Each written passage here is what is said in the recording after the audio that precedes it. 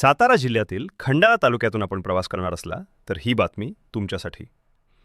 कण्हेरी गावात एकाच वेळी चक्क 4 बिबट्यांनी दर्शन दिल्यानं संपूर्ण भागात प्रचंड खळबळ उडाली आहे. कण्हेरी गावातील खिंड परिसरात हा थरार घडलाय. रात्रीच्या वेळी एक कुटुंब कारमधून जात होतं. अचानक गाडीच्या हेडलाईटच्या प्रकाशात समोर जे दिसलं ते पाहून त्यांच्या काळजाचा ठोका चुकला. ऐन अंधारात थेट 4 बिबटे समोर उभे होते. त्यापैकी 2 बिबटे तर चक्क एकमेकांसोबत खेळताना कॅमेऱ्यात कैद झालेत.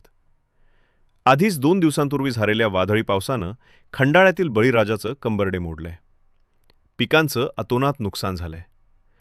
त्यातच आता थेट गोठ्यांच्या परिसरात बिबट्यांचा हा मुक्त संचार सुरू झाल्यानं पाळीव जनावरं आणि स्वतःच्या जीवाची सुरक्षा कशी करायची या चिंतेने शेतकऱ्यांना ग्रासलंय.